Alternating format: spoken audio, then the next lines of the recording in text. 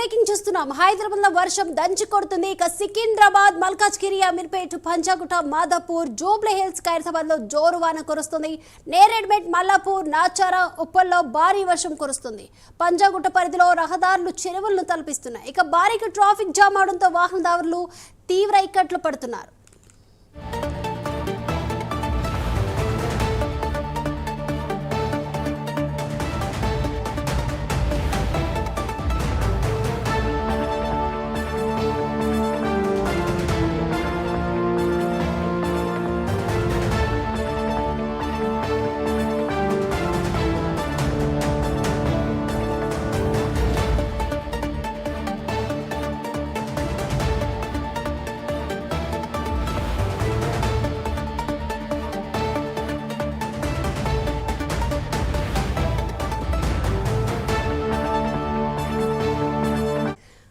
Breaking చూస్తున్నాం. హైదరాబాద్ లో వర్షం దంచి కొడుతుంది. సికింద్రాబాద్, మల్కాజ్గిరి, అమీర్పేట్, పంజాగుట్ట, మాదాపూర్, జూబ్లీ హిల్స్, ఖైరతాబాద్ లో జోరువాన కురుస్తుంది. ఇక నేరేడ్మెట్, మల్లాపూర్, నాచారా, ఉప్పల్లో భారీ వర్షం కురుస్తుంది.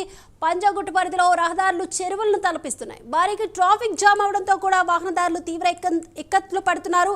ఇక ఈ అంశానికి సంబంధించి ఓవరాల్ అప్డేట్స్ అందించడానికి మా ప్రతినిధి లిఖిత సిద్ధంగా ఉన్నారు. లిఖిత.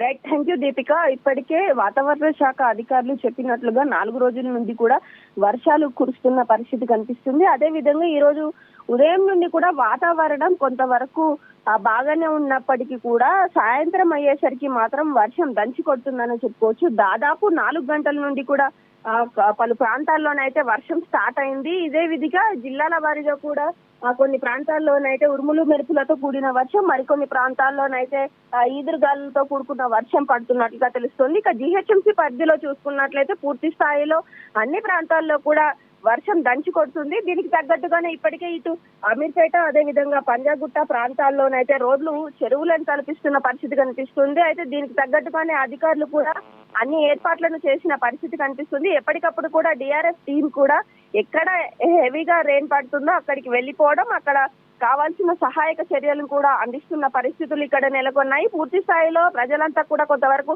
అప్రమత్తంగా ఉండాలంటూ కూడా కోరుకుంటున్న పరిస్థితి. రేపు మండే కావడంతో రేపు కూడా కొంతవరకు వాతావరణం మోస్తారుగా ఉండే అవకాశాలు ఉన్నట్లుగానైతే చెప్తున్నారు. కాబట్టి అవసరం ఉంటేనే బయటకు రావాలి అంటూ కూడా కోరుకుంటున్న పరిస్థితి. ఇటు వాటర్ బోర్డ్స్ అధికారులు కావచ్చు, అదే విధంగా విద్యుత్ శాఖ అధికారులు కూడా ఎప్పటికప్పుడు వాట్సాప్ ద్వారా సంప్రదింపులు జరుపుతూ పలు చోట్ల కరెంటు పోయే అవకాశాలు ఉన్నాయి. కాబట్టి ప్రజలు కొంతవరకు జాగ్రత్తగా ఉండాలి, ఎవరు పానిక్ అవ్వద్దు అంటూ కూడా చెప్తున్న పరిస్థితులు ఇక్కడ నెలకొన్నాయి. Deepika. Right, thank you Likhita.